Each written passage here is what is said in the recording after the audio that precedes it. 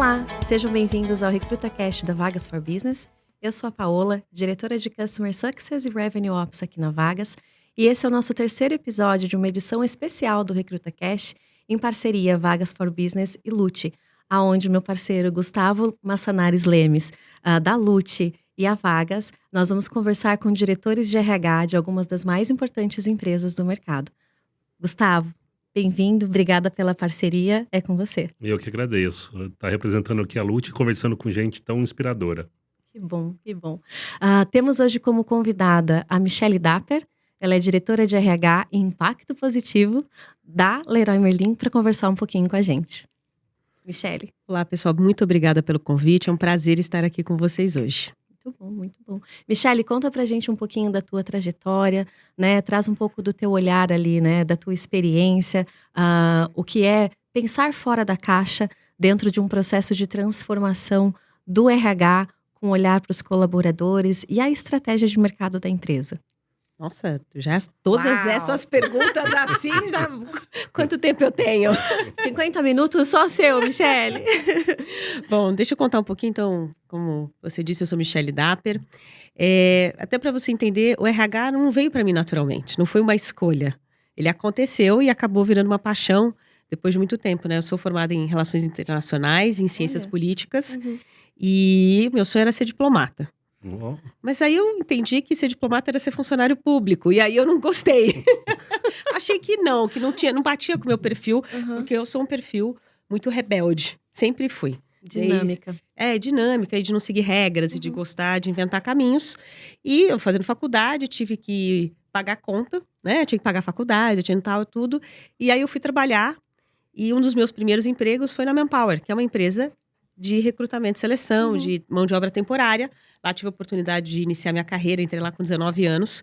E fiquei 7, e foi uma super escola para mim, porque eles acreditaram em mim. Foi a época que a Manpower estava entrando no Brasil, então eu comecei ali como abrindo as filiais, trabalhando, mas não era RH ainda. Estava numa área de operações, organizando as coisas. E aí, em dado momento, eu conheci meu marido, na época, a gente namorando e tal, e decidi que a gente queria ficar junto, eu em São Paulo, ele no Rio. E eu saí e fui trabalhar para o consulado americano. Eu era a dona dos vistos, gente. Gerente de operações, de todas as pessoas que vão ali e tal. Então foi um trabalho. Então foi você. Mas faz tempo, tá? Por isso que tu não recebeu aquele visto, Gustavo. Faz tempo. E aí fiquei um tempo lá no Rio, até que depois estava nesse lugar, tal, na empresa, uma empresa americana super grande, que prestava esse serviço para vários consulados no mundo do governo americano. Eu recebi uma proposta de ir para a Nokia. E ali eu considero que foi uma das minhas grandes escolas, porque foi ali que eu entrei no RH. Mas antes de entrar em RH, eu entrei em compras. Eu comprava torre de celular. Eu comprava... Essa eu não sabia. Eu não sabia. Eu comprava torre, eu comprava serviços de mão de obra, site acquisition, tudo isso. Mas logo eu vi que eu odiava compras. Odiava, assim, com todas as minhas forças. Mas eu entrei bem no meio da fusão da Nokia com a Siemens. Que virou Nokia Siemens Networks. Então, ali foi uma super oportunidade. Porque eu fui pro RH. Fui trabalhar no RH totalmente voltado para negócio. Que era o serviço de Managed Services. E como foi essa curiosidade, essa ponte? Sair de compras e para RH? Processo interno? Processo interno. Na verdade, era uma nova área, não tinha RH, eles decidiram que precisava de um RH. E eu usei toda a experiência que eu tinha na Manpower, de processos seletivos de alto volume, né? Imagina, eu fazia seleção para Motorola, né? Então era carro de som em Campinas. Então aproveitei, porque era exatamente esse tipo de negócio que a gente estava trabalhando na Nokia, era exatamente de mão de obra massiva. Então toda essa experiência que eu tinha adquirido lá, eu fiz um processo interno e passei para essa vaga. Foi ali que eu comecei efetivamente a minha trajetória em recursos humanos. Porque quando eu estava na Manpower, eu estava do outro lado da mesa. Eu estava como consultora, uma pessoa que prestava serviço de RH e não como RH de uma companhia.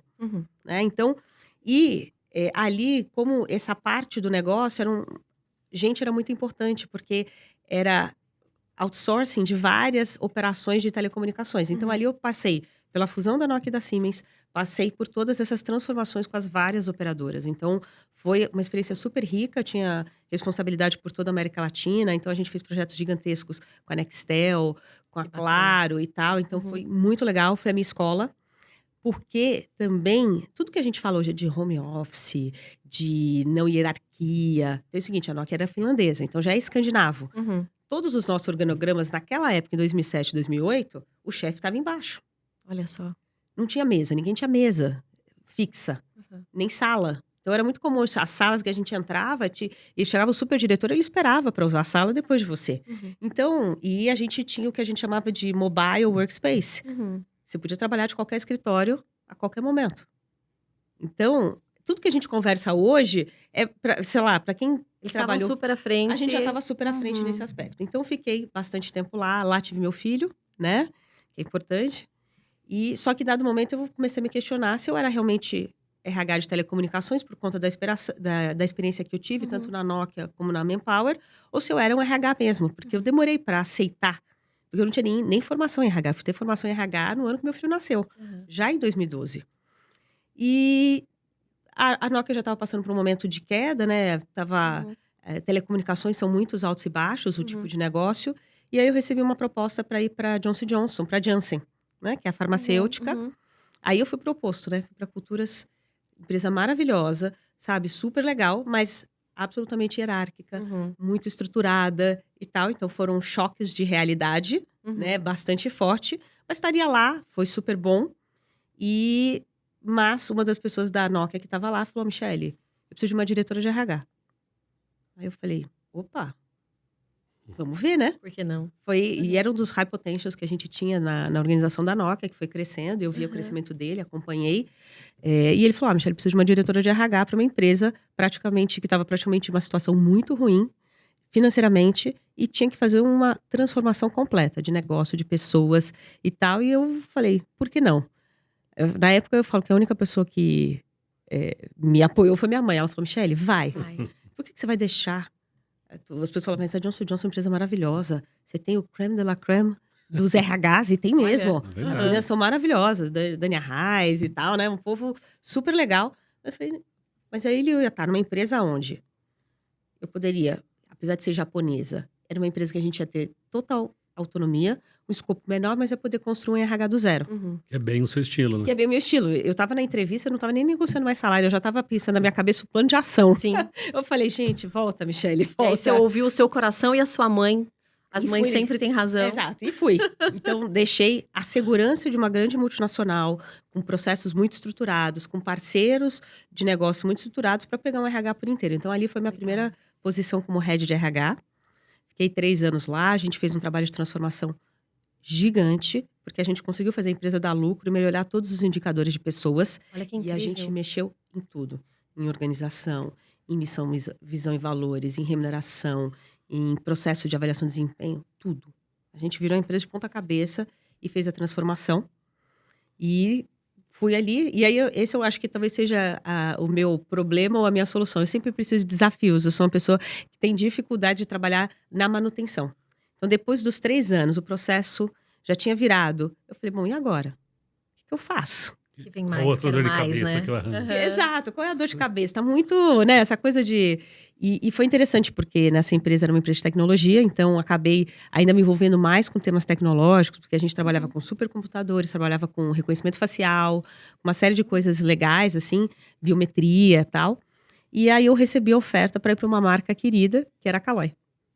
Né? Então, é uma marca que vai assim no coração. Sim. É um mercado difícil, porque é um mercado muito pequeno, é um mercado mais não tão profissional, no sentido porque você tem muitas pequenas empresas, então a competição é muito difícil. Tem muita competição, né? Qualquer um pode montar uma bicicleta, né? A verdade é que você compra tudo separado e você monta. Uhum. Então, foi um momento muito interessante de trabalhar numa marca querida, que tinha um apelo muito forte com os consumidores. E fiquei lá um tempo, mas era uma empresa que ia crescer pouco, né? Porque é um mercado muito estável, muito Sim. pequeno e tal. Mas eu falei: gente, mas fiquei um pouco mexida, né? Porque eu falei, fiz 2 movimentações e eu tava sentindo falta, sabe, de ter aquela empresa que você tem aquela conexão emocional. Uhum. Como eu tive com a Manpower, como eu tive com a Nokia, que foram empresas que, sabe, eu falei: puta, me identifico muito com o que tá O teu acontecendo DNA ali. também tava lá, assim, Tava né? lá, não, e Aham. aquela coisa, você tá engajado no propósito maior da Isso. organização. Exato. E aí, eu comecei uma conversa também, né, com um colega de RH, que é o Eber Nisa, que era o diretor de RH da Leroy na época, Aham. e que hoje é o nosso head global de RH. Então, eu sempre falo que chique, né? Nós temos de Piracicaba para o mundo. O Weber Olha agora só. é É. head de RH global do Grupo ADU, né? Que é a nossa holding no mundo. E o Weber fala, Michele, eu tenho uma posição aqui de transformação. A gente precisa virar a empresa de ponta cabeça, a gente precisa mudar o rumo do negócio. E aí você vai ter design organizacional, você vai ter cultura, você vai ter transformação, você vai ter agile, você vai ter não sei o quê. Eu falei, gente do céu. Aí você se jogou e falou, eu vou. Não, na verdade, eu até lembro, eu fui fazer um bench com ele de algum programa de liderança, e ele falou, Michele, tô precisando encontrar uma pessoa para essa missão, assim, assado, tal. Eu fiquei pensando, falei assim, será que eu sirvo para isso? Falei para ele assim, vou pensar se eu tenho alguém para te indicar. Uma semana depois, eu mandei um artigo, né, para ficar aberto na mente dele, e aí ele virou e falou assim, e aí, você já pensou na posição? Eu falei, eu tava pensando em me candidatar para ela. Eu falei, que bom, porque eu fiz a oferta era para você mesmo. Olha só. E aí a gente fez um namoro ali, a gente conversou quase 6 meses, para ter certeza que era um movimento que efetivamente existia uma transformação de verdade, que a empresa era legal, que eu ia encontrar, porque eu não queria mais fazer esses movimentos, que são importantes. O errar, o test and learn, o errar, faz parte da nossa carreira. Sim. Mas chega uma hora que você precisa falar, bom, eu fiz tudo que eu precisava saber para tomar essa decisão. E aí eu fui para a Leroy, é uma empresa francesa, muito diferente. Muito diferente. É uma empresa... primeiro, os franceses são muito mais filosóficos. Então, a capacidade do francês e da Leroy, do Grupo ADU em si, de criar uma visão de futuro é espetacular. Aquela visão, ela é apaixonante. Porque é uma visão de um impacto positivo, que tem que ser útil para nós, para os outros e para o mundo. Do humano primeiro. Então, são coisas assim... você imagina que você vai entrar no varejo, que você vai encontrar resultado, EBIT, E eu lembro nas primeiras palestras que eu vi do Philippe Zimmermann, que é o nosso head global, ele estava falando quão feliz ele estava de ter pagado não sei quantos bilhões de impostos, que era retorno para a sociedade. Que legal. Olha. Eu falei, gente do céu, tem alguma coisa diferente nesse caldo. Por outro lado, eu cheguei numa empresa que tinha como core desenvolvimento muito forte, por isso que tem muitos movimentos de carreira, né? O head de TI, que foi um dos caras que fez a minha contratação, ele tinha vindo de finanças. Né? E aí, o Weber não era... Muito o legal. Weber veio de gerente comercial da base. Né? Então, falei, gente, as pessoas fizeram zigue-zagues muito interessantes. Então, essa questão do desenvolvimento, de acreditar, estava forte. E a outra coisa é essa coisa da autonomia. Porque mesmo sendo uma empresa global, cada país tinha os seus processos, o seu jeito de fazer, e mesmo na ponta. Cada loja tinha uma autonomia absurda. Que, obviamente, quando a gente começa entrando no mercado digital, isso já não é mais uma vantagem. Isso. Mas... era uma coisa tão forte dentro da cultura que era muito importante. Então, eu entro nessa jornada, primeiro como diretora de transformação organizacional, para tentar fazer essa jornada de digitalização da organização, de mudança da plataforma, de agregação de novos serviços e tal, até que o Weber vai para fora e eu assumo a posição aí inteira de RH no meio da pandemia, com toda a transformação que isso também gerou em todas as organizações, né? Sim, com certeza. Foi automático, né? Foi necessário, né? Nesse conceito de autonomia, né? Qual que era e é o papel da RH, né? Porque eu vejo muita estrutura de RH que às vezes o RH ele não dá autonomia, né? Ele tem que acompanhar muito o processo. E num ambiente de autonomia, isso é delegado, o RH assume um outro papel, um papel ainda mais estratégico, né? Depende. Acho que sim. Assim, a autonomia faz o quê? Cada um tem podem tomar muitas decisões. Então, obviamente, você tem um papel consultivo. Faz isso, faz aquilo. Mas eu acho que um dos papéis importantes num processo de autonomia é você efetivamente encontrar a pessoa certa. Perfeito. E eu acho que, por exemplo, na Nokia, que também era um lugar onde havia uma autonomia, eu via muito fortemente esse tema de quem você está trazendo. Precisa ter um fit cultural tão forte, porque senão não dá certo. Competências compatíveis, né? E mais do que competências, o espírito. O espírito de você entender o negócio da empresa e tomar a melhor decisão possível para aquela empresa. Porque não dá para... Você imagina que, quando eu entrei na loja, cada gerente comercial... Então, você imagina, uma loja da Leroy tem 16 seções. Cada gerente comercial tinha autonomia para decidir qual produto ele ia ter na loja dele. Então, você imagina, o gerente comercial da seção de cerâmica da loja de Interlagos decidia quais os produtos que ele ia ter. Hoje, isso não é uma vantagem. Por quê? Porque isso fazia com que eu não conseguia comprar tudo junto, eu fazia compras separadas nos fornecedores, talvez não tinha. Como é que eu garanto que toda loja vai ser meio parecida, que a gente vai ter a mesma gama de produto, que a crença e a estratégia que foi criada no corporativo Isso. esteja sendo desdobrada? Então, ali a gente teve que fazer o quê? Um trabalho de centralização. Então, a gente tem centralizado muitas coisas, mas com um viés do quê? A autonomia não pode ser perdida. E por que a autonomia não pode ser perdida? Nós somos um varejo especializado. Uhum. Quanto tempo demora para você ter um vendedor da seção, por exemplo, de jardim, que tem que falar de planta, terra, adubo, motorizáveis, piscina, cloro e móveis? Uhum. Ele precisa ficar. Para ele precisar ficar, você precisa que ele tenha, que ele não seja um número, né? Que ele tenha autonomia. Então, assim, uma das áreas mais fortes que eu tenho em RH, que normalmente não é comum em empresas, tanto é que é uma de diretoria separada, é a universidade corporativa.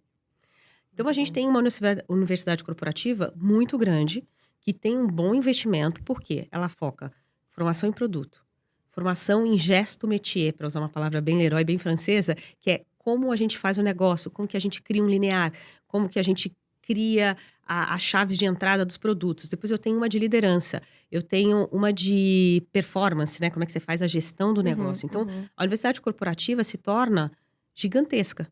Por quê? Porque você precisa de formação constante para esse tipo de varejo especializado. Então, ali tem uma força. Então, contratação, você precisa saber muito bem quem você vai contratar. No desenvolvimento, qual é a estrutura que você tem para formar as pessoas, para elas poderem se movimentar dentro da organização, dentro desse cenário complexo, né? Então, é aí que a gente vai entrando um RH um pouco diferente nesse aspecto, né? Expansões, que você precisa ter gente preparada para uma loja exato. nova. Vamos abrir Salvador agora em novembro. Nossa. Nossa primeira loja no estado da Bahia. Então, o comitê já está pronto, gente. Já vi, estiveram aqui semana retrasada para fazer as integrações. Estão em outras lojas treinando. O processo de capacitação ele começa muito antes do desenvolvimento. Exato. Então, a gente já tem todo o comitê da loja de Salvador pronto, já tem mais de 2 meses. E eles estão treinando em lojas. E o comitê, depois o pessoal da base, do chão de loja já estão em processo de contratação. Então, quando der outubro, está todo mundo em treinamento. Para que quando a loja abra, você tenha vendedores que são capacitados para vender ferragens, para vender cerâmica, piso. Legal. E tem um olhar, assim, para reciclagem? Porque a gente estava falando muito sobre, né, um pouquinho antes da gente começar, sobre a transformação pela necessidade do mercado, né? Aí pegando um pouco o olhar, a necessidade do cliente. Então, quando a gente olha para esse mercado, seja de decoração ou de construção, cada hora tem uma coisa nova surgindo, né? E os gostos vão mudando, aquilo que está em alta vai mudando. Como é que vocês fazem esse processo para trazer para dentro de toda essa autonomia, né? E para conseguir trazer isso de uma forma quase que singular, né? Para não perder a gente consolida aqui o que a gente quer dentro de uma estratégia, os produtos que a gente entende que realmente é o que tá em alta no mercado e que faz sentido para a gente, né? Colocar isso aqui para vender na loja. Existe uma reciclagem nessa capacitação? Como é que isso funciona? Muito forte. Então, como é que a gente funciona? Existe uma área no corporativo que chama-se oferta-produto. A oferta-produto é o quê? É um grupo de gerentes de produto e cada um é especialista em algumas coisas. Então, tem lá o gerente de produtos de madeira, o de portas e esquadrias.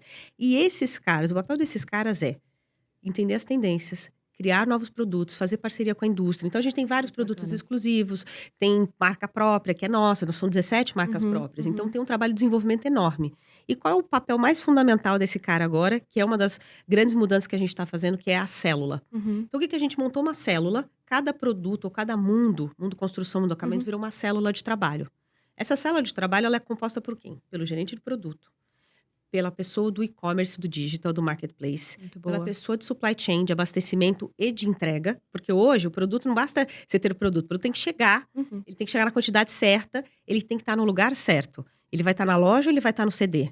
Para saber aonde que é o melhor lugar. Então, esse grupo trabalha junto com o X, RH de treinamento entra ali, porque, eu estou instalando agora um novo produto, estou trazendo um novo piso, lastros grandes, por exemplo, agora são aquelas pisos cerâmicos gigantes, né? Que a piso é desse tamanho dessa mesa. É outro jeito de carregar, é outro jeito de instalar, é outro jeito de tudo.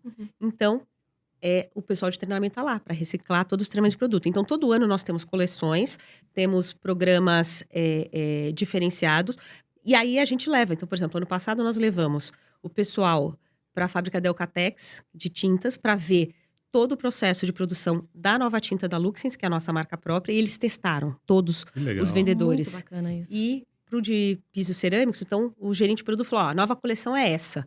E, Michele, eles me cobram, tá? Eles falam assim: Michele, eu olhei ali o número de vendedores que você tem nas lojas, muita gente que tem pouco tempo de casa, cadê as pessoas? Eu quero sêniores aqui. E aí eles me cobram a perenidade das equipes nas lojas e eles me cobram o grau de conhecimento delas. Então a gente fez ano passado a gente fez um teste de nivelamento para todas as seções, todas as áreas comerciais, e com o resultado daquele teste, nós começamos a reforçar aonde as pessoas precisam de reforço no treinamento técnico produto. Incrível. Tá?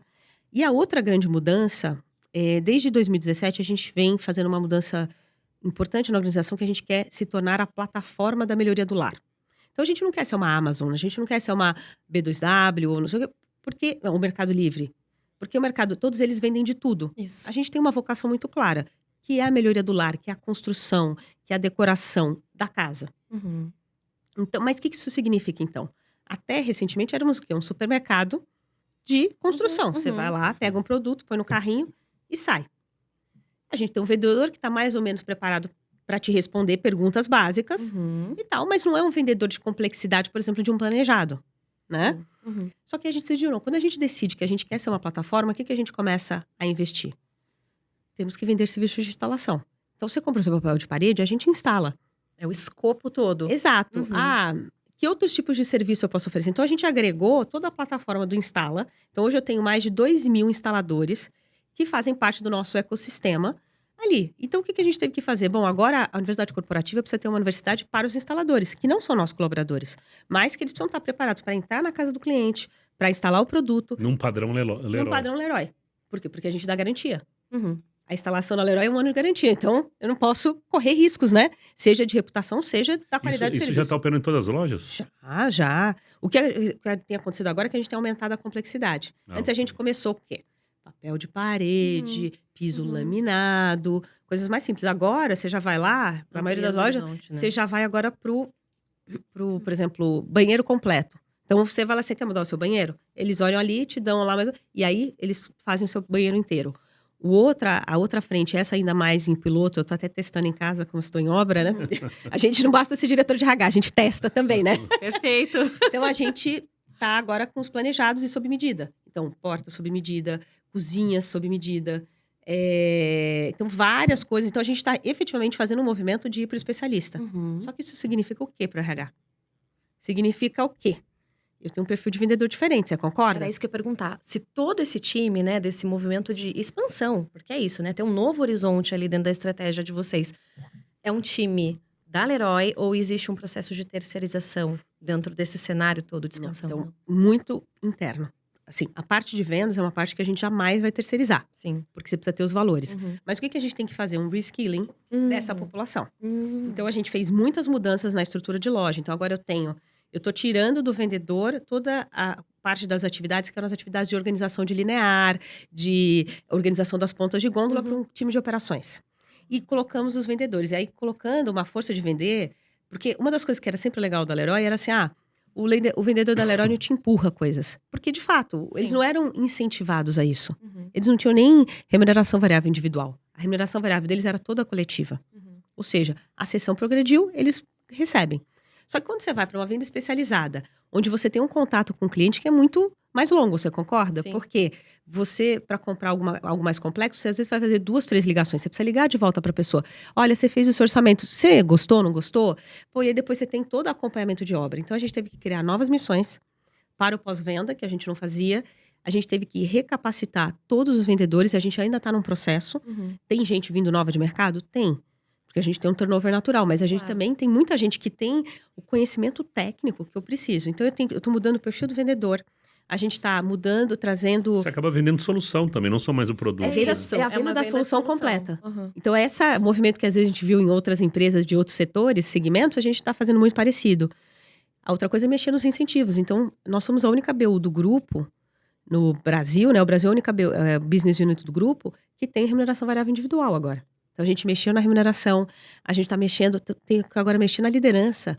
A liderança precisa cobrar coisas diferentes do que ela cobrava antes. Antes ela cobrava um linear bem feito, uma limpeza do linear. Agora ela precisa cobrar quantos clientes foram atendidos, quais são as obras, como é que está o acompanhamento. Então, é uma mudança. É uma transformação Bem imensa. E, Michele, a gente até falou antes, você passou também por um desafio de mudança de presidente, né? Sim.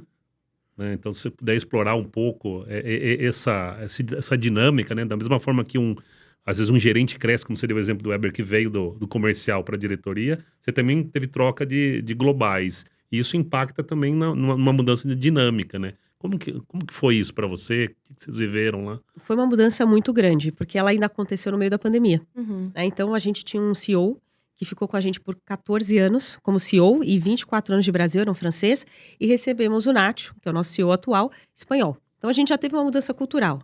Numa empresa que tem autonomia como regra, a gente teve muitas mudanças. E numa empresa que tinha, nos níveis mais de liderança mais altos, um turnover baixíssimo. Uhum. Então, você imagina, todo mundo já estava acostumado a trabalhar de um jeito, todo mundo já sabia do que aquela pessoa gostava, de quais eram os projetos que iam emplacar. Uhum. E chega uma pessoa com uma visão completamente diferente.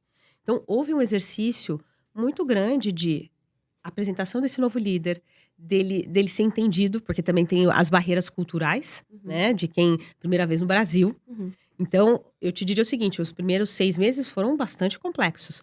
E pior, ele não podia ver ninguém, né? Tava todo mundo em casa. Ou quando a gente ia nas lojas, todo mundo de máscara. A interação já... Uhum. E ele é um cara que é um cara do contato, sabe? Ele é um cara que gosta de estar junto, de conversar, de perguntar da sua família. Então, para ele, os primeiros meses foi um sofrimento terrível. Porque ele não sabia. Quando a gente começou a tirar as máscaras, quem é você? Porque ele viu a pessoa de máscara. Sim, e do outro lado da tela, você imagina, talvez, ele querendo conhecer as pessoas, conhecer a operação e todo mundo meio que intocado. Sim. Então, foi um momento bastante difícil. Então, a gente teve um processo de adaptação. A adaptação de um novo líder é sempre difícil. Uhum. Todo mundo sabe, né? Quando você troca um líder de uma organização, novos costumes, novas regras. Então, a gente teve mudanças desde qual era a visão do negócio. A estratégia... A gente já tinha estratégia de ser plataforma, Sim. mas a gente focou e acelerou em outras coisas que não estavam em pauta antes, né? Então, a gente foi para uma pegada mais de performance, mais de execução. Antes, a gente era mais da discussão. Uhum. Então, apesar dos dois serem pessoas de muito tempo, tanto os dois acho que são da mesma turma, devem ter uns 30 anos de empresa. Uhum. Então, tem uma parte do DNA que é igual nos dois. Sim. Mas são pessoas diametralmente opostas. Então, a gente teve um trabalho, a gente ressignificou muito a liderança. A gente, as primeiras visitas dele, eu já sabia quando ele tinha ido na loja. Eu andava na loja e depois falava assim, Nath, passou por aqui, né? Por quê? Porque a gente já via as coisas, as mudanças. Então, assim, a gente passou de ambientação para massificação. Menos gama e mais produtos disponíveis para ter o projeto completo. E antes a visão era, temos que ter um pouco de tudo. Então, foi mudando muito forte, desde o jeito como a loja tá. A gente começou a atacar, melhorar a qualidade de várias seções dos produtos que a gente tinha, para ter produto de gama mais de alto nível, de alto padrão de qualidade. A gente avançou muito nos planejados. Uhum. Então, tudo isso é uma mudança de liderança. E Michele, uma curiosidade, né? Toda transformação, ela tem uma questão humana, né? E de como o colaborador sente, como ele vê. Como é que foi isso pro RH? Porque a transformação pro RH, quando a gente tá falando, né? Que o RH, ele acumula, né? Ele soma tudo que tá acontecendo ali. Sim. Né? Como é que foi isso? Qual que foi o olhar de vocês para como absorver, como conseguir mensurar, né? De olhar ali pela perspectiva de, poxa, para os colaboradores, tá sendo legal? Como é que eles estão sentindo? Até para que essa autonomia que vocês incentivam, ela pudesse continuar de forma fluida. Traz um pouco pra gente desse olhar dentro do RH. A gente estava num momento difícil do RH também, né? Se tem uma equipe que sofreu durante a pandemia, foi o time de RH. Com certeza. Porque ele recebeu todas as angústias, fora as suas próprias, da organização. Então, a gente chega num momento, por um lado foi muito bom, porque o RH foi um momento para nós, com a chegada do novo líder, de muito empoderamento. Então, ele deu muito empoderamento para que o RH atuasse. E ele cobrava isso da gente. Michele, mas o que está acontecendo com as pessoas? Vocês têm que saber elas pelos nomes. Ele tinha um pouco essa coisa. E a gente começou, ele falou, Michele, mas o que está acontecendo naquela loja? Não, mas a sua RH precisa falar com a pessoa e tal. Então, a gente começou um processo de empoderamento. Como todos, houve muito desconforto. Eu te diria o seguinte, no início foi, mas a gente não é mais quem a gente é. Os nossos valores mudaram. Mas, por outro lado, e a gente trazia, eu acho que um papel que eu pedi para os meus líderes de RH e para mim mesma traduzir o que estava sendo falado. Porque não é... Porque toda vez que chega uma pessoa, o novo e o velho, sempre fica... Todo mundo que é velho não serve mais. Quem é novo, só é o novo que é bom. E às vezes entra nessa... E aí quem é novo fala, ninguém me ouve. Porque aqui, tudo que eu fiz fora não serve de nada. Então, em dado momento, eu tava no meio desse negócio. Um choque de falar, gente... Pra quem tava dentro, eu falei, gente, vocês não sempre reclamaram disso, disso, disso?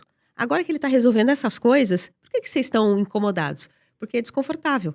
A gente, às vezes, reclama de algumas coisas, mas a gente não quer fazer o caminho para essa transformação, que é doído. Porque Verdade. você mexe com pessoas, você mexe com processos, você mexe com relações. Então, durante muito tempo, eu falava assim, eu sou tradutora. Eu traduzia. Gente, o que ele tá falando é isso. Vocês não concordam com isso? Não é isso. É isso que a gente acha, então. Talvez... E aí, depois, do outro lado, eu falava, gente... Não desvalorize o que foi feito. Porque nós chegamos até aqui, nós somos a empresa número 1 no nosso segmento. A gente é uma empresa que é Great Place to Work.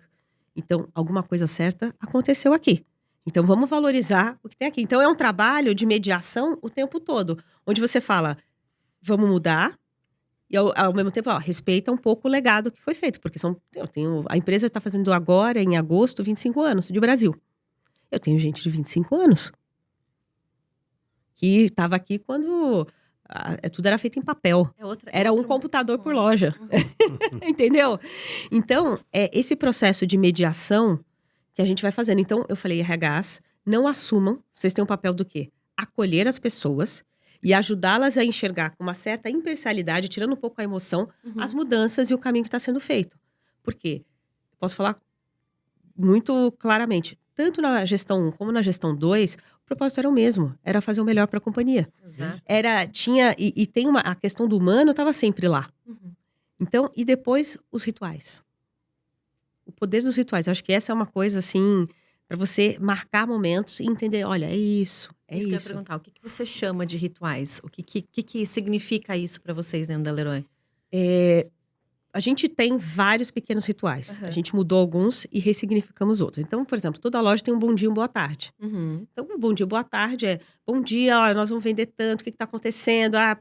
Tal. E boa tarde é a mesma coisa para pegar o segundo turno. Aí nós temos os vários comitês, são os franceses. Então, muita coisa co-construída. A palavra-chave na Leroy é co-construção, né? Então, a gente tem o CNPP, que é o Comitê Nacional de Produto. E aí junta central, com lojas, com representantes de loja, para definir as novas coleções. Então, a gente tem vários rituais. Mas um ritual que eu acho que a gente conseguiu fazer, e foi até o que a gente conversou agora recentemente no CONAR, é como é que a gente humaniza, né? Então, por exemplo, hoje, cada colaborador quer ser visto como um indivíduo. Exato. Né? Então, essa separação de, eu sou colaborador, eu sou gente, era bem separado, né? Então, assim, eu não falo do meu filho, eu não falo da minha família. E hoje, não. Hoje, é tudo aqui dentro. E todo mundo quer ser um indivíduo que a empresa conheça ela verdadeiramente, né? Por quê? Você tem um celular onde o Netflix te manda os filmes que você gosta. Onde o Uber te atende rapidamente. Então, como cliente, a gente está acostumado agora a ser tratado como indivíduo. E como é que a gente faz em RH? Onde... Perfeito. Tudo é um para todo mundo, né? Então, nós temos uma regra de promoção, uma regra de não sei do que, uma regra de benefícios. Então, tudo isso... E aí, só que é mais do que isso. Porque a gente fala, mas é muito difícil fazer benefício flexível. É mesmo. Ou tem coisas que vão custar muito. Mas aí, alguns rituais que a gente começou e eu não imaginava que ia dar o impacto que deu, foi, por exemplo, nós começamos todas as promoções de diretores e alta gerência, a gente tem o hábito de escrever um comunicado. Mas é um comunicado padrão de empresa, né? Aquela coisa meio sem graça, meio xoxa, tal.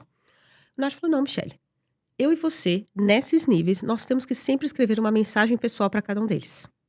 Para cada um. É um trabalho, porque aí eu vou promover a diretora da loja de Tamboré.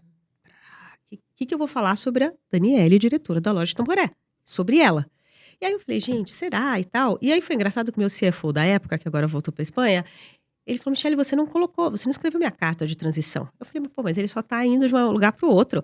Ele falou, não, Michele, todas essas movimentações eu mando pra minha mãe. Aí eu falei assim, gente, que legal. Eu falei assim, então tem valor. Tem valor pra ele. E eu comecei a escrever pensando que o valor era esse. Que era pra pessoa que ia receber. Mas aí depois eu descobri que não. As pessoas, quando começam a ver a promoção do outro e leem o que eu escrevi, falam, nossa, Michele, que legal aquilo que você escreveu. Eu não tinha a menor ideia.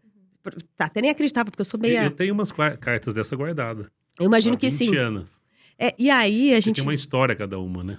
Com Exato. certeza. É. Ele conta a tua jornada, conta uma série de Até a coisas. pessoa que escreveu, nossa, a Michelle, né? Enfim. Quem me promoveu foi fulano, e aí você Tem um lembra... marco ali, né? Tem um na A, vida marco. da a gente tá pessoa. até falando, às vezes a pessoa não lembra que foi ela que escreveu. Mas quem recebeu não esquece o que tá escrito. Exatamente. E foi interessante, porque a gente tem valor... Todas as empresas têm os seus valores, né? Sim. E a gente tinha comprado uma ferramenta de feedback contínuo. Foi muito moda em RH, né? Temos que fazer feedback contínuo e tal. Mas você imagina, numa empresa que já é muito relacional, praticamente as pessoas não colocavam feedbacks ali. E feedback de desenvolvimento, menos ainda. Mas aí a gente falou, pô, nós estamos com a ferramenta comprada, ela tá paga. O que nós vamos fazer? A gente fazia um hábito meio caseirinho, que era o quê? No final do ano, a gente começava um processo que era... cada um podia entrar numa ferramenta, na época no Google Forms, mas agora a gente está mais atualizado nas tecnologias. Mas o que eles faziam? Gustavo, queria te reconhecer no valor, respeito ao próximo, respeito ao outro, porque naquele dia você fez isso, isso e isso. E aí a gente juntava tal. E aí agora, com a ferramenta de feedback contínuo, que não estava servindo para feedback contínuo, a gente falou, time, vamos usar a ferramenta? Vamos. Ano passado foram 44 mil feedbacks dados relacionados aos valores. Uma super adesão. E aí, você imagina, somos 10 mil colaboradores.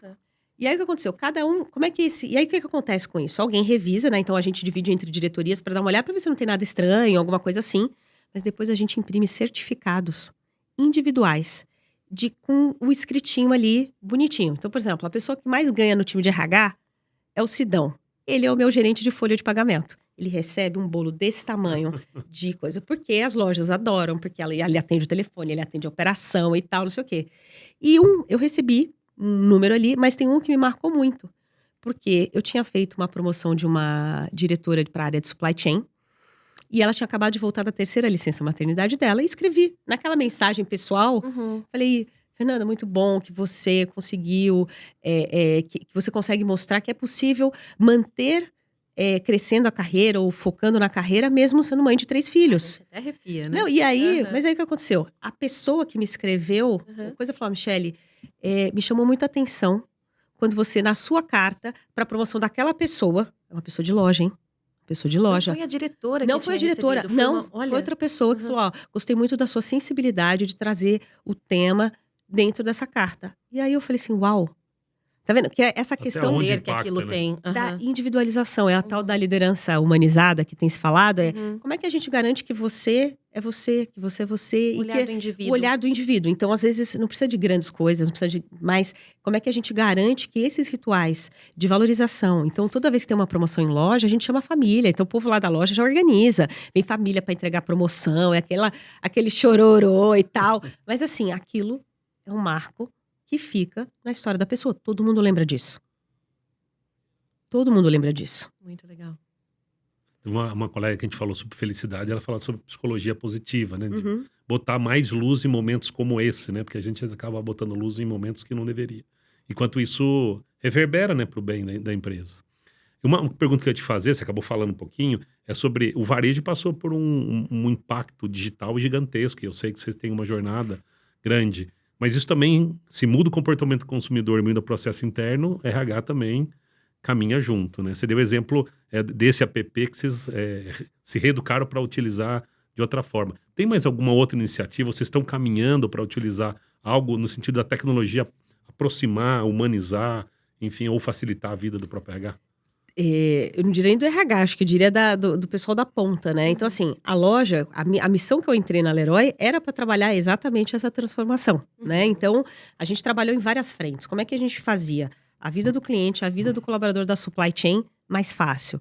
Seja na separação dos produtos, seja no atendimento. Depois a gente trabalhou... Então, hoje um vendedor da Leroy tem um celular. Nesse celular tem vários aplicativos, desde os aplicativos de RH, como de redes sociais ou de ajuda ao colaborador com um portal e tal, até todas as ferramentas que ele hoje precisa para executar o trabalho deles. Alguns até com inteligência artificial. Às vezes, a gente tem alguns que foram desenvolvidos que ele ajuda a pessoa a tomar a decisão de qual é o produto que está faltando. Tá faltando por quê? Checagens de estoque, como é que a gente torna a vida deles? Porque a gente tem uma atividade que é o seguinte, muitos dos nossos produtos são muito pesados. Então, como é que a gente organiza a loja para que eles carreguem o mínimo possível? Sim. Como é que faz uma checagem de inventário melhor? E aí a gente foi trabalhando. E agora a gente está indo para um momento, como é que eu dou para o vendedor o poder de vender as coisas que estão na internet? Como é que ele acessa todo o universo? Porque se a gente quer ser empresa plataforma, e o colaborador tem que estar preparado para não deixar o cliente sair da loja. Falar, não, você não tem aqui, eu tenho. Eu não tenho aqui, mas eu tenho no CD. Eu não tenho aqui, mas eu tenho ali. Pô, mas você não quer instalar? Não, então esse trabalho foi enorme. A gente, por exemplo, tinha um super medo de, putz, vamos colocar self-checkout. Uhum. E a gente falou, agora o pessoal de caixa vai ficar super revoltado, porque a gente vai perder emprego, lá. Gente, elas amaram. Porque a tensão no caixa reduziu. Porque Claro. os clientes que estão com muita pressa passam pelo self-checkout. E vai aliviar. E ali, quem tem aquele monte de coisa de compras enormes, com não sei o quê, vai com calma. E antes, você sabe, hoje as pessoas estão meio sem paciência, né? Sim. Todos nós, né? Acho que todo mundo já ficou na fila de algum lugar, né? De algum mercado, lugar. da Leroy. Uhum. Então, isso fez uma redução na fila que deixou o trabalho delas mais tranquilo, em algum aspecto. Então tem várias ações dentro de loja que estão sendo trabalhadas do ponto de vista de tecnologia para suportar. Uhum. Do ponto de vista de RH, a gente tem trabalhado primeiro na plataforma de back, né? Uhum. Como é que a gente automatiza muitas coisas, desde um processo de admissão que já estava bem automatizado, um processo de recrutamento e seleção, a gente começa a usar inteligência artificial Uhum. para identificar perfis mais fáceis. A gente tinha um chatbot, agora a gente está repensando com o ChatGPT, estamos ali em processo de teste, Uhum. né? Porque foi uma moda enorme. Uhum. Funcionava, mas assim, dependia de uma manutenção muito grande por trás. Então a gente está imaginando que o ChatGPT agora facilite muito Ok. essa vida da atualização de processos, ainda mais uma empresa que não tem processos, né? Você Ou sabe que tem poucos. esse ponto que tu estava comentando, né, sobre ter poucos processos. À medida que tu vai trazendo essa transformação, a maneira como vocês trabalham, a autonomia de dar o significado muito claro do que é autonomia para que funcione, me traz muito uma palavra assim, né, a junção ao que me parece que é o senso de pertencimento que tudo isso gera nos colaboradores, que é super importante. Eu acho que o segundo ponto é que vocês conseguem costurar isso muito com a necessidade do cliente. Então, essa entrega de valor, né, que vocês buscam e esse senso de pertencimento, elas estão tão conectadas que o processo ele realmente fica por último. Sim. Né? Então, porque foi uma pergunta que eu fiz aqui para a Michelle, porque a gente estava no backstage conversando sobre o baixo volume de processos, né? E dada a minha experiência, eu falei assim, gente, é algo que eu não consigo imaginar. Poucos processos, ainda mais dentro de um gigante, né? Da expansão, da magnitude do tamanho que vocês têm em número de pessoas. E eu achei brilhante, achei incrível. E você sabe que a gente tem conversado muito, acho que um dos trabalhos grandes de qualquer RH é ser um gestor de mudanças. Exato. Mas o nosso trabalho de gestão de mudanças muito forte se a gente está num mundo que é conectado, num mundo que precisa de dados estruturados para a gente poder tomar decisões. Exatamente. Se o cliente não é mais da loja, ele é de todas as lojas, porque você compra em qualquer lugar, você recebe do jeito que você quiser, isso exigiu que a gente tivesse processos. Porque tudo tem que estar conectado. Os processos têm que estar escritos, senão a gente não consegue. Só que, obviamente, isso vem com uma resistência natural. Eu sei porque eu falo pro meu time, toda vez que eles criam algumas coisas, eu falo, ó, se eu sigo o processo é porque o processo é bom, porque eu sou mais resistente natural. A gente vai no fluxo do que funciona, Exato. né? E aí, mas a gente começou um trabalho do quê? Como é que a gente ressignifica Exato. a autonomia? Então, a autonomia para o gerente comercial era poder escolher o que ele ia comprar. Agora não. Ele tem um trabalho gigante de gestão de equipes, ele tem um trabalho enorme de gestão de pessoas numa venda complexa. Então, ele tem que ganhar novos skills, entender que naquele espaço ele tem muita autonomia. Mas esse espaço da compra não existe mais. Porque essa autonomia hoje, ela mais atrapalha a organização do que ajuda. Ela serviu no momento que a gente estava em expansão. No momento de digitalização, ela não serve mais. Então, esse exercício de se adaptar colocar autonomia à necessidade gera do mais negócio. valor para o negócio. ressignificar. Ó, um dos conflitos que a gente está tendo muito agora dentro da organização, a oferta, que é aquela área que eu falei do gerente de produto, eles estão num trabalho gigante de fazer produtos personalizados, que são exclusivos da Leroy, seja da marca própria, seja até de fornecedores como Deca, AkzoNobel e tal. Então, que só vendem na Leroy. Só que para isso ele precisa estar bem exposto, você concorda? Não adianta a gente fazer um trabalho enorme e não tá lá. Então, a gente tá agora, e a gente, obviamente, o turnover também atrapalha. Então, a gente precisa ter uma certa estruturação. Então, eles estão trazendo agora books muito bem implementados, onde, teoricamente, as pessoas têm menos implantação, menos liberdade para colocar as coisas do jeito que eles querem, porque tem uma ciência por trás. Só que, recentemente, eu fui à loja de contagem para ver o quê? O pessoal da loja de contagem, algumas lojas têm criado isso, chamaram corredor escola. O que é um corredor escola? Chega um novo colaborador, eles pegam assim, ó, põe essa pessoa no corredor, aqui você vai aprender como é que a gente monta um corredor, por que não sei o quê. E aí, é um programa de 3 ou 4 meses, eles passam. Então, eles têm que aprender o que o cliente busca, o que ele quer, porque, como é que ele compra aquele produto, como é que o concorrente faz. E aí, ele faz uma sugestão. E o que foi interessante? Eu fui assistir a apresentação de 5 trabalhos do Corredor Escola. E aqui eu tô falando de gente de assessor de vendas, não tô falando de coordenador, não tô falando de gerente. Tô falando de gente da base mesmo. E nas 5 que eu vi, seja na sessão de ombrelones, na sessão de calhas, os caras vieram com ideias diferentes que a oferta produto vai adotar nos lineares do país todo. Incrível. Então, é assim que você vai construindo. Você dá conhecimento, a pessoa fica mais forte e aí ela tem um espaço ali para trabalhar. Mas, vamos junto, gente. Vamos junto, a gente trabalha. Porque o outro risco da autonomia é as pessoas confundirem autonomia com independência. Só que o mundo hoje é interdependente. Ninguém vende nada sozinho. É uma conexão. Você precisa de um CRM para atender, você precisa de uma área de supply para entregar, você precisa... Então, esse trabalho é cansativo, é desgastante, né? É mais fácil ser independente. Não é bom quando a gente é solteiro, que a gente controla Mas sem a o controle remoto da TV, a gente decide a hora que você quer sair. E aí, quando você casa e tem filho, aí é uma negociação constante. Nas empresas é a mesma coisa, é a mesma interdependência que você vai ter que trabalhar. Verdade. Você estava falando de tecnologia, né, e de autonomia, que eu tenho percebido frequentando as lojas, é que essa questão de você ter o caixa mais autônomo, tirando o estresse, elas são cada vez mais consultivas e tem mais atenção a gente, né? Então, você não achou um outro tipo de produto? Dá tempo de olhar, né? Dá tempo, a gente tá falando, olha, você consegue oferecer, sei lá, você viu lá, se a pessoa chegou com alguma coisa... Pô, mas ele comprou piso e não comprou argamassa? Pô, você não tá esquecendo da argamassa? Porque a gente às vezes vai, né? Vai comprar um negócio e esquece, aí você volta e falei, faltou tal coisa. Então, essas coisas são importantes. E é interessante, por exemplo, que eu tava vendo uma experiência na França, não é nas nossas lojas, não. O que acontece? Muitas lojas, por exemplo, foram para 100% de self-checkout. E aí, eu tenho uma experiência em alguns supermercados lá na França, que eles colocaram caixas só para conversar com os clientes. Olha. Então tem lá o self-checkout, mas tem gente que quer ir pro mercado conversar. E aí o caixa fica conversando com a pessoa enquanto tá passando os produtos. Eu falei, gente do céu, tem coisa pra tudo, né? Assim, e de fato, tem muita gente que vai à loja que quer conversar. Eu falo assim, toda loja tem um grupo a gente tem alguns produtos que tem toda semana, flores. Então, pessoal que sabe que vai chegar a flor quinta de manhã ou quarta tarde, sei lá, eles se juntam. É um grupo que vai lá, conversa, tal, não sei o quê. Então, a loja tem esse papel também, né? Então, às vezes, você vai em umas lojas e conhece, fulano tá aqui sempre aqui. Ele passa toda semana, tem os prós. Aí tem as salas de treinamento, que agora a gente tá voltando com elas depois da pandemia. Então, você começa a criar comunidades. E aí, por exemplo, a pessoa da loja tem que saber criar essa comunidade, essa conexão. Isso. E é um compartilhamento de conhecimento também, né? Eu acho que tem essa questão do cliente de ir, de perguntar, porque ele também quer conhecer. Ele aprende sobre aquilo, né? Então, achei incrível.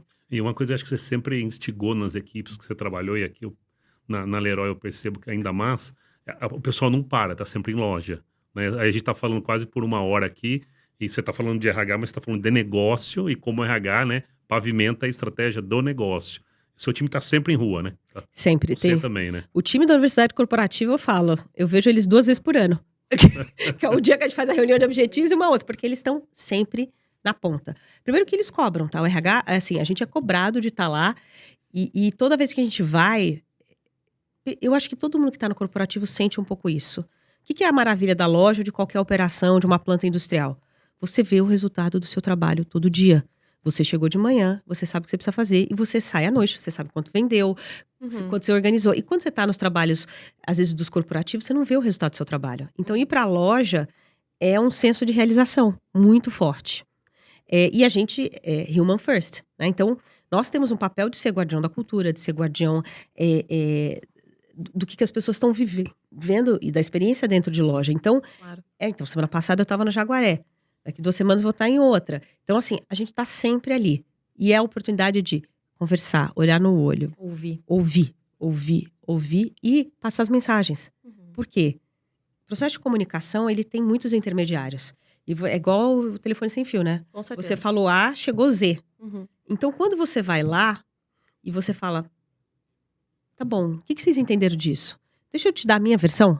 Porque, assim, hoje tem muitas versões de qualquer coisa, né? Do home office à comida do restaurante, tudo tem.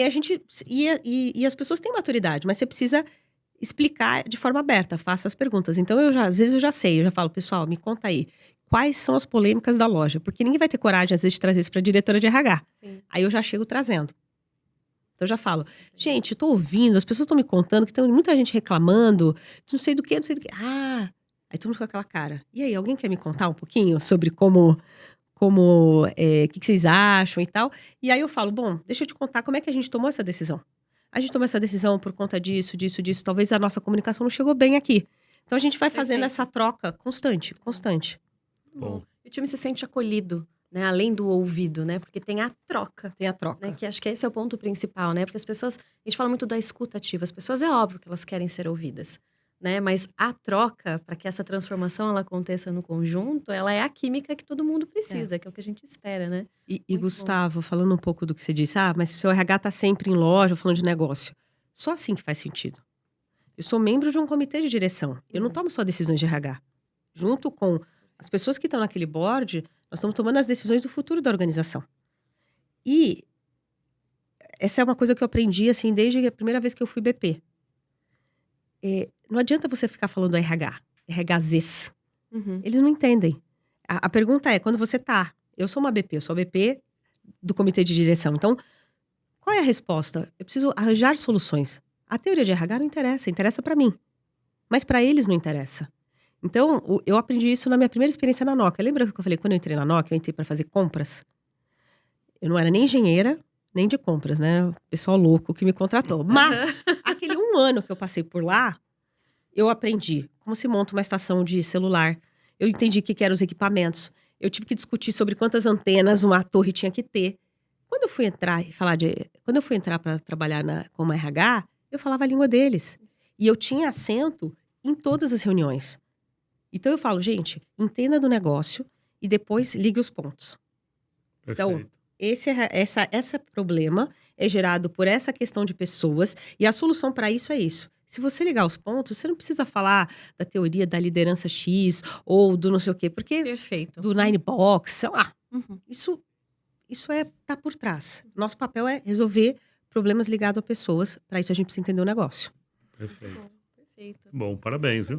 Parabéns, Michele. Olha, foi muito rico. Super. Né? Aprendi muito também, porque esse é um mercado que para mim eu tenho pouquíssimo conhecimento. Então, ouvir você falar e como faz essas conexões, e aí eu vou fazendo um depara para o mundo SaaS, né? Porque no final tudo é muito semelhante. É você conhecer quem é o teu cliente, conhecer do teu produto, que é essencial. Né? Como é que você vai saber o que entregar se você não conhece aquilo que você tem, né? A sua proposta de valor. Então, fui fazendo esse deparo e foi incrível. Acho que chegamos ao fim do nosso RecrutaCast de hoje, do nosso episódio. Michele, super obrigada por compartilhar essa riqueza da tua experiência, esse conteúdo riquíssimo. Obrigada, Gustavo, pela parceria. Pessoal, se vocês gostaram, interage com a gente, dá um like, traz seus comentários, a gente quer ouvir. E traz também sugestão, quem sabe a gente não pode criar novos episódios. Obrigada e até a próxima.